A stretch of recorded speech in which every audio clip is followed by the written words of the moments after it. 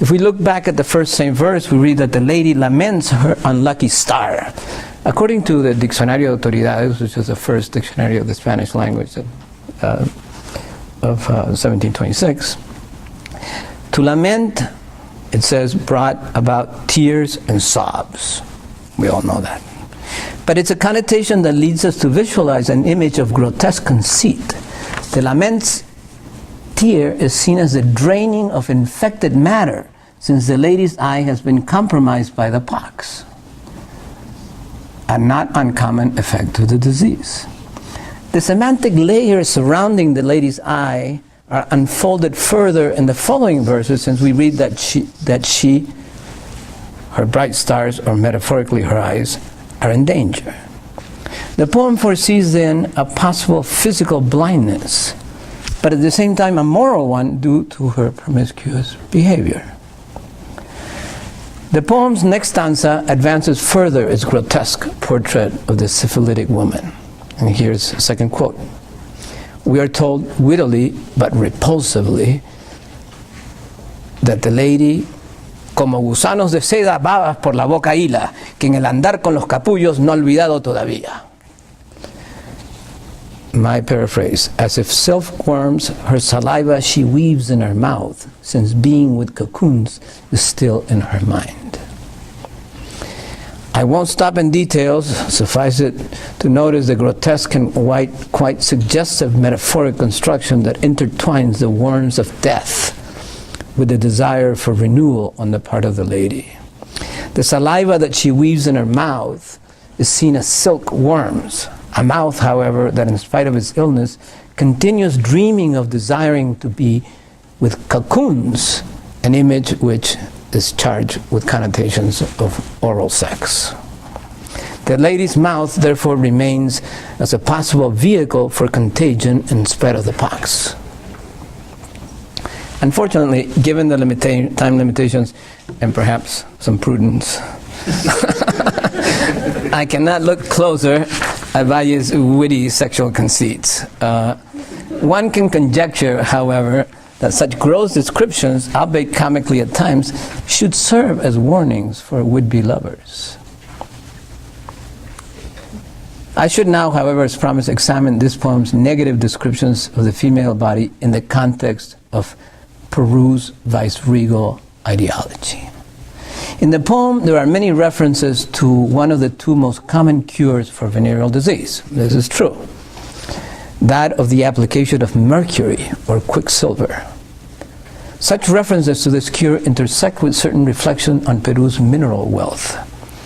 Concerning the lady's treatment at the charity hospital, we now read, and I will quote, a puro azogue presume la tienen de volver piña, de andar en azogue en ella tiene la culpa su mina, la cual tiene más estacas que todas las de las Indias. My paraphrase, by the use of quicksilver, she expects to go back to being like a pineapple. That she's full of quicksilver in her mind's fault, a mind which has more stakes than all of the Indies. Difficult paraphrase.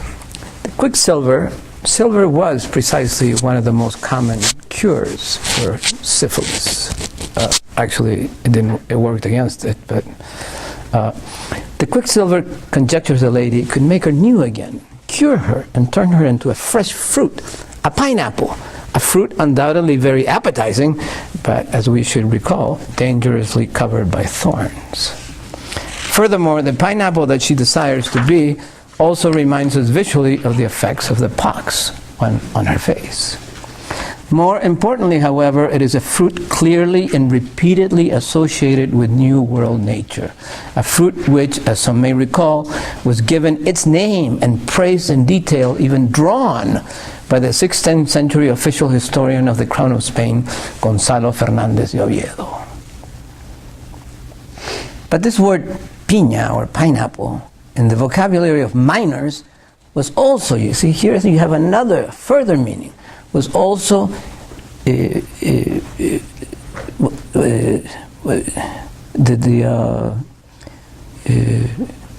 vocabulary of miners, the word pineapple was also used to refer to the precious silver recovered after the raw material was purified by the use of mercury or quicksilver. There is therefore a comical wink directed at the lady's purity, but with a semantic link between her sexuality and American nature. An important link which is repeated in the following verse, where we read that the lady in her mind, M-I-N-E, connotes that in her mind she had more stakes than those of all the Indies. Here, to have many stakes in her mind, M-I-N-E, connotes promiscuous sexual activity and simultaneously refers to the marks left on her face by the pox. But it should be added that the word stake was also used to mark the spot to signal the presence of a mine. An abundance of stakes therefore denoted the mineral wealth of the New World. On the body of the lady, therefore, we see written or inscribed New World riches and diseases. We now begin to visualize a sort of burlesque analogy between venereal disease with all its misogynist connotations and the abundance of mineral veins of Peru.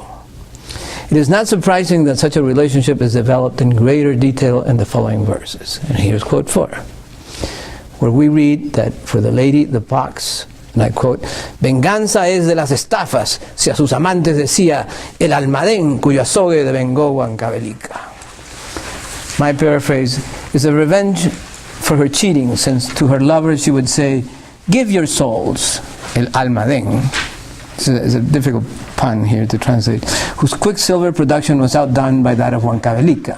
Huancavelica was a mining site in Peru, a great silver mine. And I will return to the world almadén. In this stanza there is a comical and polysemous reference, but quite direct, to the mercury or quicksilver extracted from the Peruvian mines of Huancavelica. The lady is guilty of cheating her lovers by saying to them, "El almadén," alma being soul, in other words, and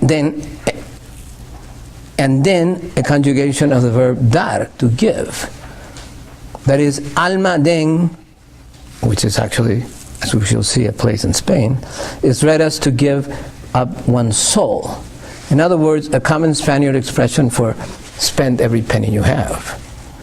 But to give up one's soul could also connote a moral degradation by way of sexual activities, or even death as a result of venereal contagion.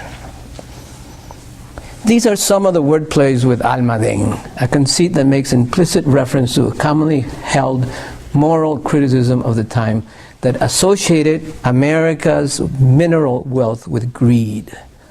In other words, the exploitation of Americans' natural body and its rich mines of Huancavelica, which the poem states, making use of a further meaning of almadén, outdid the well-known and very productive mines of Spain of almadén.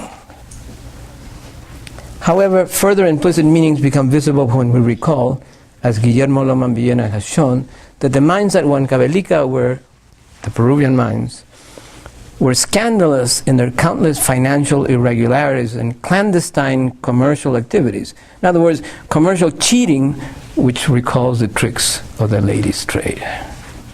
The poem then seems to make references to a number of popularized ideas on the negative effect of American riches, moralizing ideas which we find, for example, in authors like Góngora and Quevedo, two famous Spanish poets.